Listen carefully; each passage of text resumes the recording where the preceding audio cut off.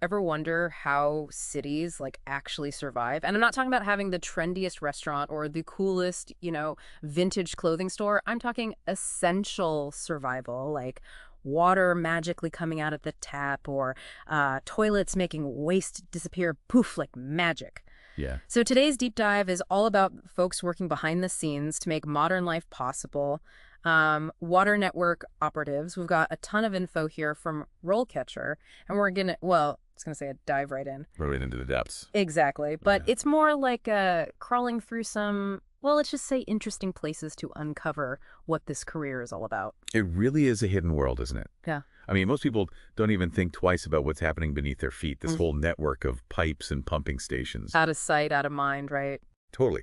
But like the RoleCatcher guide points out, without these water network operatives, Yeah. our modern lives would come to a screeching halt. No pressure on these folks, Yeah. right?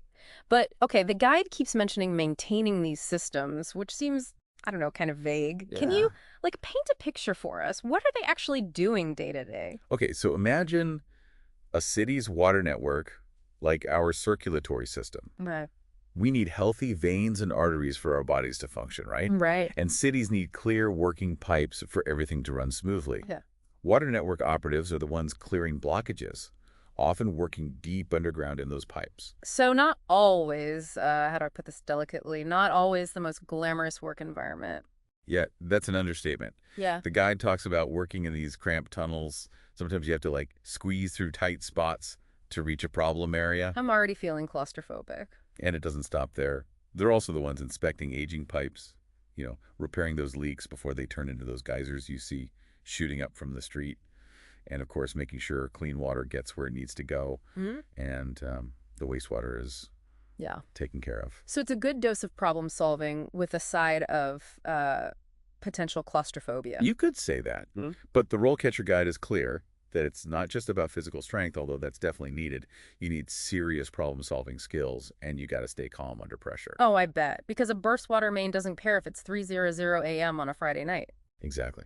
Well, for starters, let's talk job security. Yeah. I mean, water isn't exactly, a luxury item. It's essential. Exactly. And the RoleCatcher data really emphasizes this, projecting a 15% increase in water network operative jobs over the next decade. Wow, that's a lot higher than average. Way faster than average job growth, which is, really saying something in this economy.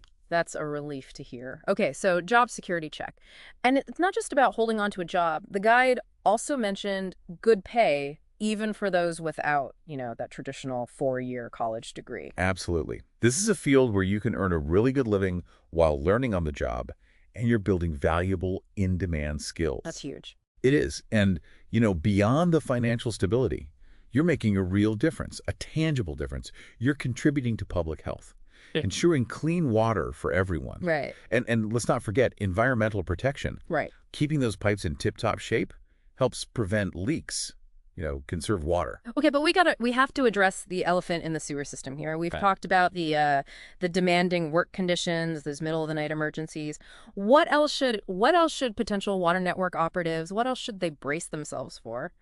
Well, those confined spaces we talked about, sometimes those spaces aren't exactly, how do I put this, pristine. You're saying there might be some unpleasant sights and smells involved. Let's just say it's not for the faint of heart. So if you're someone who faints at the sight of a clogged drain, maybe this isn't the career path for you.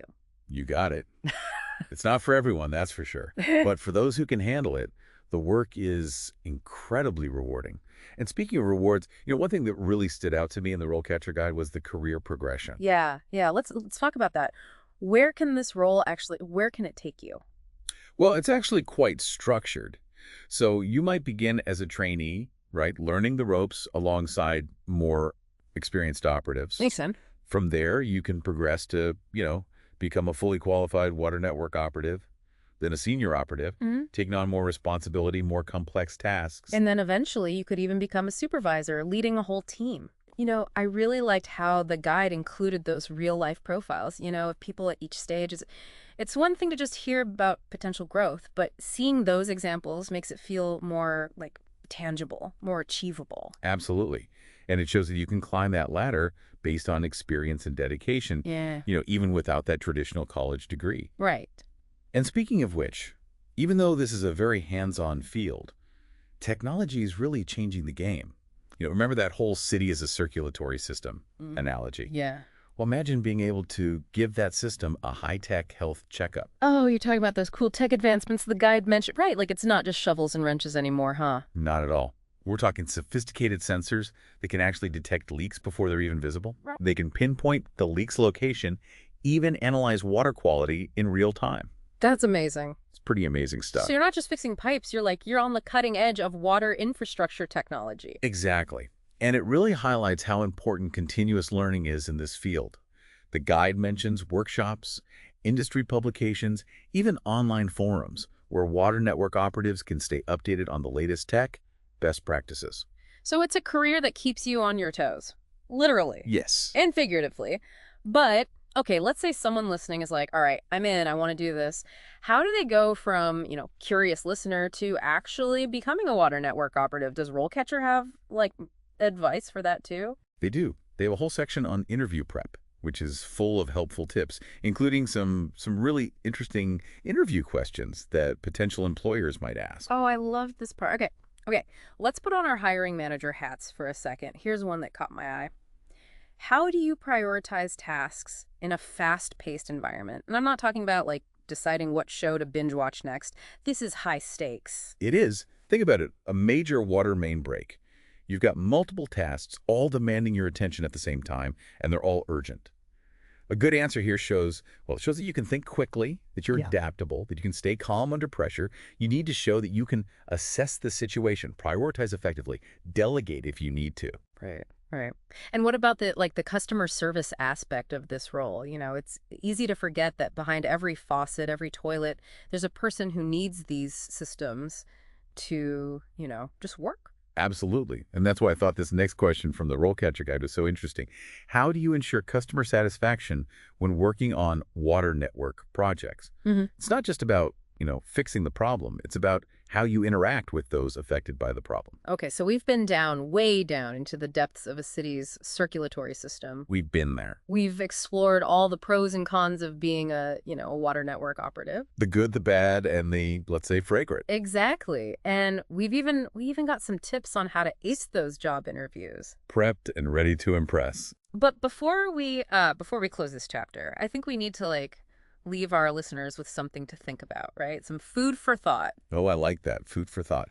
Well, this whole deep dive has been about what we don't see every day, right? That hidden world beneath our feet, the infrastructure that keeps everything flowing smoothly. Right. So here's my challenge for you, dear listener. Hit us with it. Think about the water in your own life. Yeah. Your own personal water journey. Where does your water come from? Is it a reservoir miles and miles away, or a river, or, maybe even a well in your backyard? Good question. Right.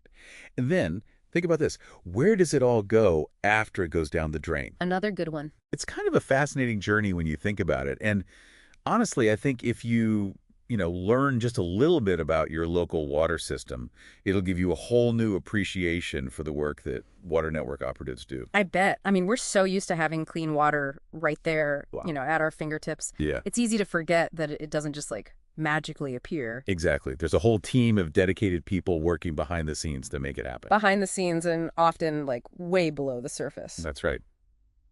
Well, huge thanks to RoleCatcher for giving us all the intel for this deep dive. Seriously, you guys are awesome. Couldn't have done it without them. And of course, to you, the listeners, thanks for coming along on this journey with us. We'll see you next time for another deep dive.